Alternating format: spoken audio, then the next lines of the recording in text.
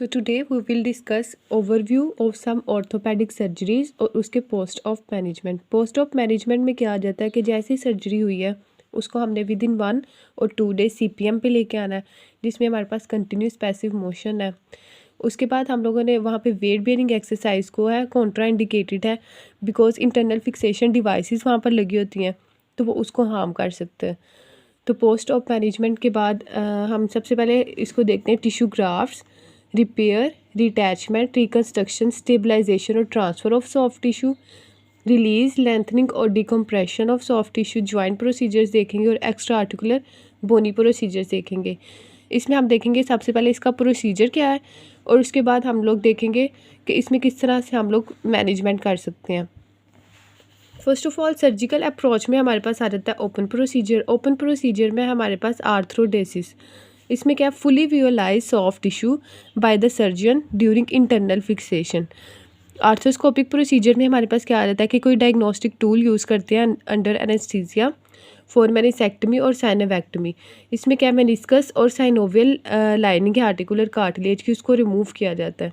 साइनोवेक्टमी basically हम लोग रेमाटॉइड arthritis के केसेस में करते हैं टू रिलीव पेन। उसके बाद आर्थ्रोस्कोपिक असिस्टेड प्रोसीजर है, इसको हम लोग मिनी ओपन प्रोसीजर भी कहते हैं। तो फर्स्ट ऑफ ऑल हम लोग देखेंगे टिश्यू ग्राफ्ट को। टिश्यू ग्राफ्ट जो है वो हम लोग इसकी एग्जांपल देखें तो knee joint, ankle joint, ligament, cartilage और बोनी प्रोसीजर्स के लिए यूज़ किया जाता है। इसकी 3 टाइप्स हैं आगे। सबसे पहले देखें तो ऑटोग्राफ्ट। ऑटोग्राफ्ट जो है वो पेशेंट का अपना टिश्यू ग्राफ्ट लिया जाता है। For example patellar tendon graft for anterior crucial ligament और पोस्टीरियर क्रूशियल लिगामेंट रिकन्स्ट्रक्शन के लिए। एलोग्राफ्ट में हमारे पास क्या है कि कैडेवर जो है वो एज अ डोनर वर्क करता है। जब ऑटोग्राफ्ट जो है उसकी सर्जरी जो है प्रीवियस फेल हो जाती है तो हम लोग एलोग्राफ्ट यूज़ करते हैं, लेकिन इसमें रिजेक्शन के चांसेस बहुत ज़्यादा होते हैं। सिंथेटिक ग्राफ्ट में गोटेक्स और डेक्रोन जो है for example ligament reconstruction of नी के लिए यूज़ कर सकते हैं, लेकिन इसमें हाई रिस्क फेलियर है और lead to chronic synovitis of knee joint. So अभी हमने टिश्यू ग्राफ्ट देखा, अब हम देखते हैं किस तरह से रिपेयर, रिटैचमेंट, रिकन्स्ट्रक्शन और स्टेबलाइजेशन या ट्रांसफ़र ऑफ सॉफ्ट टिश्यू का प्रोसीजर हो सकता है और उसकी पोस्ट ऑफ मैनेजमेंट क्या है। सो फर्स्ट ऑफ ऑल हम इसमें देखते हैं मसल रिपेयर।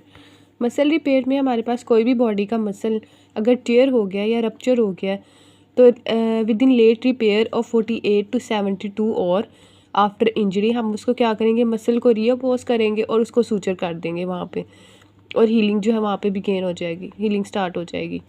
तो पोस्ट ऑफ मैनेजमेंट में अगर हम देखें, पोस्ट ऑफ मैनेजमेंट में सबसे पहले ग्रेजुअल मसल सेटिंग एक्सरसाइजेस करवानी है, एक्टिव रेंज ऑफ मोशन करवानी है उसकी ताकि रिस्टोर की जा सके उसकी मोबिलिटी, और विगरस स्ट्रेचिंग जो है और वेट बेयरिंग है हमने 6 to 8 वीक्स के लिए नहीं करवानी। देन हम देखते हैं टेंडन को किस तरह से रिपेयर किया जाता है। फॉर एग्जांपल बाइसेप्टियल और एक्लिस टेंडन जो है अगर रप्चर हो गया या टीनोसाइनोवाइटिस है वहाँ पे। टीनोसाइनोवाइटिस क्या है, inflammation of the synovial membrane covering the tendon.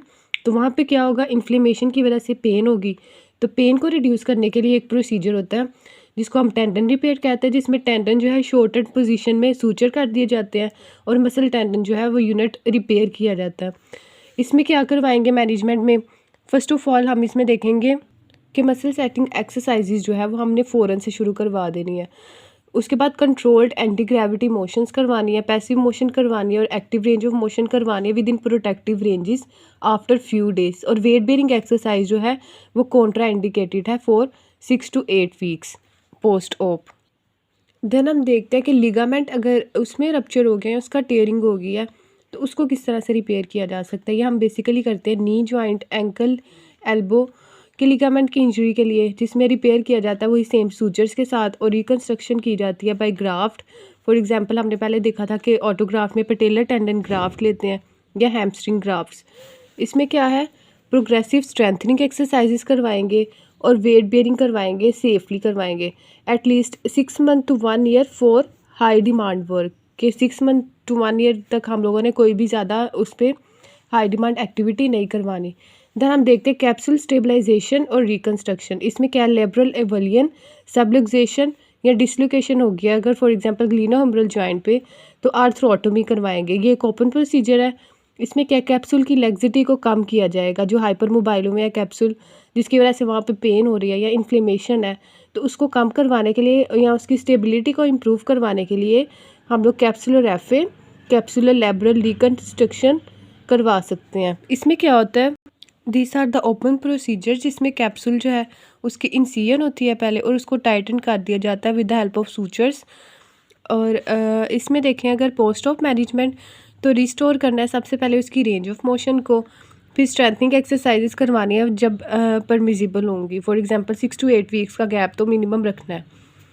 उसके बाद है हमारे पास टेंडन ट्रांसफ़र। टेंडन ट्रांसफ़र जो है वो फ्लेक्सर कार्पाई अल्नैरिस को डॉर्सम पे जब लगा दिया जाएगा तो वो एक्सटेंसर कार्पाई अल्नैरिस बन जाएगा और उसी तरह से फंक्शन परफॉर्म करेगा। और ये हम कब करते हैं, सेरिब्रल पाल्सी के केसेस में फॉर फंक्शनल ग्रैस्प। इसमें क्या है कि जैसी पोस्ट ऑफ मैनेजमेंट में हम लोग EMS या फिर इलेक्ट्रिक मसल स्टिमुलेशन देंगे ताकि पेशेंट को ये हेल्प कर सके control the new actions of that muscle. So इसमें हमने देखा कि किस तरह से मसल, टेंडन, लिगामेंट, कैप्सूल और टेंडन जो है अगर रप्चर हो जाए तो हम लोग किस तरह से वहाँ पे पेन को रिड्यूस कर सकते हैं, इन्फ्लेमेशन को रिड्यूस कर सकते हैं with the help of this procedures. और पोस्ट ऑफ मैनेजमेंट क्या है कि जो DVT के चांसेस को कम कर सके, बिकॉज आपको पता है अगर इमोबिलाइजेशन में पेशेंट चला जाए तो उसकी वजह से थ्रोम्बस बन सकता है और वो फर्दर फिर आगे कॉम्प्लिकेशन कर सकता है जो कि पल्मोनरी एम्बोलस में कन्वर्ट हो सकता है और आगे बहुत ज़्यादा हार्म कर सकता है बॉडी को। सो पोस्ट ऑफ मैनेजमेंट जो है वो भी बहुत इंपॉर्टेंट है यहाँ पे। सो थर्ड पे हमारे पास आ जाता है release decompression of soft tissue. इसमें क्या है कि इम्प्रूव करना है रेंज ऑफ मोशन को या पेन रिलीफ करने के लिए। फॉर एग्जांपल ल्यूमेटॉइड आर्थराइटिस में जो कॉन्ट्रैक्चर्स हैं और कंपार्टमेंट सिंड्रोम के लिए और कार्पल टनल सिंड्रोम के लिए इसको यूज़ कर सकते हैं। मिनिमाइज़ करने के लिए डिफॉर्मिटी को, फॉर एग्जांपल मायोटोमी और फेशियोटोमी, और डिस्ट्रॉफी सेरिब्रल पाल्सी के लिए हम लोग इस प्रोसीजर को यूज़ करते हैं। इसमें क्या है कि कार्पल टनल सिंड्रोम अगर आप लोग देख लो तो उसमें बहुत ज़्यादा नर्व पे कंप्रेशन होता है और वहाँ पे जो फ्लूइड है वो एक्यूमुलेट है, तो हमने उसको रिलीज़ करवा देना है और वहाँ पे क्या है कि नर्व कंप्रेशन जो है वो रिलीफ़ हो जाएगी और वहाँ पे अल्टीमेटली पेन रिलीफ मिलेगा और इन्फ्लेमेशन को कम कर सकेंगे।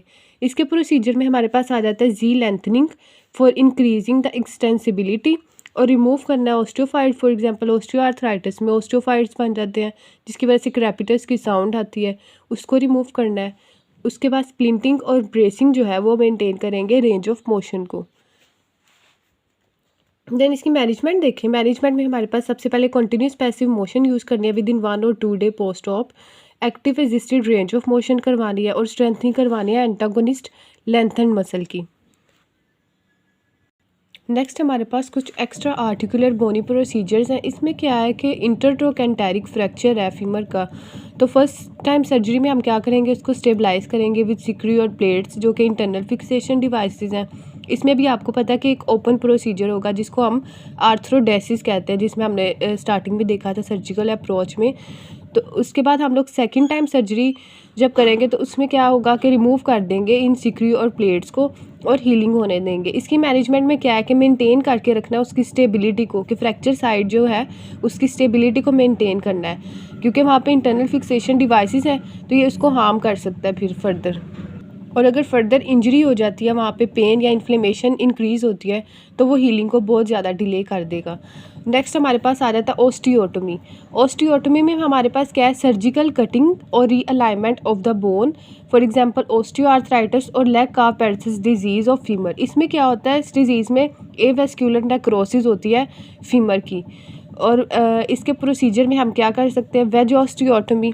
इसमें क्या है, अगर किसी पेशेंट को है वेज वेलगस या वेरस डिफॉर्मिटी है ऑफ नी जॉइंट, तो उसमें वेज ओस्टियोटोमी करेंगे ऑफ फीमर, ताकि जो वेट बेयरिंग है वो उसकी डिटोरेटेड कार्टिलेज जो है, जो ख़राब है कार्टिलेज जिसमें एवेस्क्यूलर नेक्रोसिस हुई है, उससे दूसरे कंपार्टमेंट में शिफ्ट हो जाए।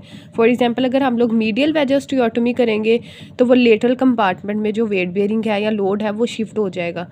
इंटरट्रोकेंटेरिक ओस्टियोटोमी जो हमने पहले देखा, और पेरीएसिटेबुलर ओस्टियोटोमी। अब इसकी पोस्ट ऑफ मैनेजमेंट में हमारे पास क्या है कि वेट बेयरिंग जो है वो 4 to 6 वीक्स के लिए नहीं करवानी। और स्टेबलाइज करके रखना है उस एरिया को 8 to 12 वीक्स, और active range of motion exercises करवानी है, और फुल रिकवरी जो है इसकी 6 मंथ्स का टाइम ले सकती है। अभी हमने इसमें देखा release decompression of soft tissue. For example अगर किसी को कंपार्टमेंट सिंड्रोम है या कार्पल टनल सिंड्रोम है, उसमें क्या होगा कि अल्नर नर्व की वजह से कंप्रेशन हो जाएगी वहाँ पे नर्व की, और वहाँ पे जो है वो फ्लूइड एक्यूमुलेट हो गया है, उसकी वजह से पेन बहुत ज़्यादा, इन्फ्लेमेशन बहुत ज़्यादा। तो हमने उस फ्लूइड को रिमूव करना है ताकि नर्व की कंप्रेशन जो है उसको रिलीव किया जा सके, पेन रिलीव हो सके और इन्फ्लेमेशन को कम किया जा सके, और जो उसके काम है जो हाथ से जो भी काम करना है वो दोबारा से हीलिंग की तरफ आ सके। इसके प्रोसीजर में हमारे पास जी लेंथनिंग है जो कि एक्सटेंसिबिलिटी को इंक्रीज़ कर देगी। इसमें हम ऑस्टियोफाइट्स को रिमूव करेंगे, स्प्लिंटिंग और ब्रेसिंग यूज़ कर सकते हैं रेंज ऑफ मोशन को मेंटेन करने के लिए। इसकी मैनेजमेंट में हम लोग CPM यूज़ कर सकते हैं। CPM जो है किसी भी सर्जरी के बाद फ़ौरन से CPM जो है 1 और 2 डेज़ पोस्ट ऑप यूज़ करना है, क्योंकि इमोबिलाइजेशन की वजह से थ्रोम्बस बन सकता है वहाँ पे, और उसकी वजह से वो फर्दर आगे हार्म कर सकता है बॉडी को। Active assisted range of motion करवानी और स्ट्रेंथिंग करवानी ऑफ एंटागोनिस्टिक लेंथन मसल। उसके बाद एक्स्ट्रा आर्टिकुलर बोनी प्रोसीजर में हमारे पास इंटरट्रोकैंटेरिक फीमर जो है उसका फ्रैक्चर है, तो उसको सिक्योर प्लेट्स जिसमें हमारे पास इंटरनल फिक्सेशन डिवाइसेस हैं। इंटरनल फिक्सेशन डिवाइसेस जो है वो मेटल्स या प्लास्टिक की होती हैं, सिरामिक्स की होती हैं, वो यूज़ कर सकते हैं, और रिमूव करना है हम लोग सेकंड टाइम प्रोसीजर में इस इंटरनल फिक्सेशन डिवाइसेस को रिमूव करेंगे। फिर मैनेजमेंट में क्या है कि इसकी स्टेबिलिटी को जो फ्रैक्चर साइट है उसको मेंटेन किया जा सके।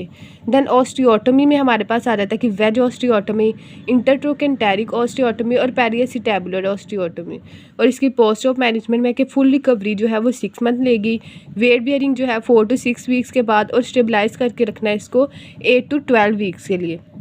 आज हमने अपनी वीडियो में देखा कि ऑर्थोपेडिक प्रोसीजर्स में किस तरह से हम टिश्यू ग्राफ्ट यूज़ कर सकते हैं, कि जो ऑटोग्राफ्ट होता है एलोग्राफ्ट कैडेवर से यूज़ कर सकते हैं, और सिंथेटिक में गोटेक्स और डेक्रोन के ग्राफ्ट यूज़ कर सकते हैं।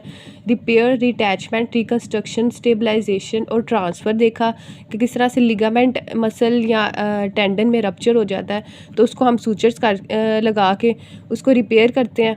और उसके बाद पोस्ट ऑफ मैनेजमेंट क्या है इसकी, फिर हमने रिलीज़, लेंथनिंग और डिकम्प्रेशन देखा। For example carpal tunnel syndrome या कंपार्टमेंट सिंड्रोम के लिए पेन रिलीफ करने के लिए इसको हम लोग यूज़ करते हैं, और नर्व कंप्रेशन जो है उसको रिलीफ कर देता है।